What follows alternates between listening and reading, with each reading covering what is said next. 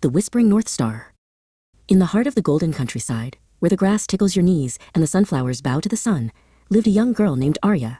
Every summer, she traveled to her favorite place in the whole world, her grandpa Silas's farm. To Arya, the farm wasn't just land. It was a magical kingdom filled with hummingbees and dancing trees. Arya loved everyone on the farm, from the tiniest ladybug to the kindest neighbor. She often helped her friend Nico, the village boy, carry baskets of red shiny apples to the market. "The earth gives us so many gifts," Arya would say with a smile. She treated every flower and every person with a gentle heart. As the sun began to dip behind the hills, painting the sky in shades of pink and orange, Arya would sit on the old wooden porch with Grandpa Silas. He smelled like cedarwood and peppermint. Together, they watched the world go quiet, waiting for the first tiny lights to blink in the velvet sky. Grandpa Silas was a master of stories, especially stories about the stars. He raised his weathered hand and pointed to a bright, steady light high above the old oak tree. "That is the North Star, Arya," he whispered.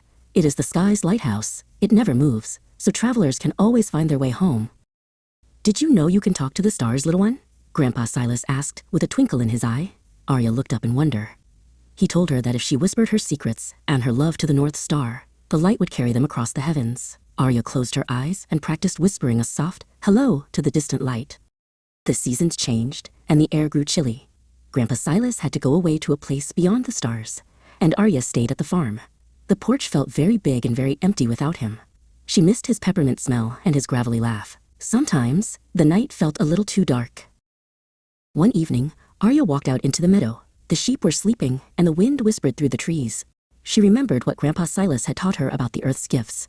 She patted a fluffy sheep on the head and felt a little bit of the warmth she had been missing. She looked up at the vast indigo sky. Clouds drifted like white boats, and then, right above the oak tree, she saw it. The North Star was shining brighter than ever, steady and strong.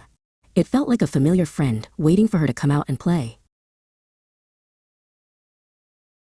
Arya cupped her hands around her mouth and looked at the bright star. "Grandpa Silas," she whispered, "I hope you are having a wonderful time up there. I miss you every day, but I am looking after the farm and the flowers." She blew a kiss toward the North Star, watching the light twinkle as if it were winking back.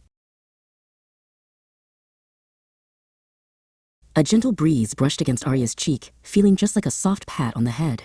She wasn't lonely anymore. She knew that as long as the North Star was there, she could always send her love to Grandpa.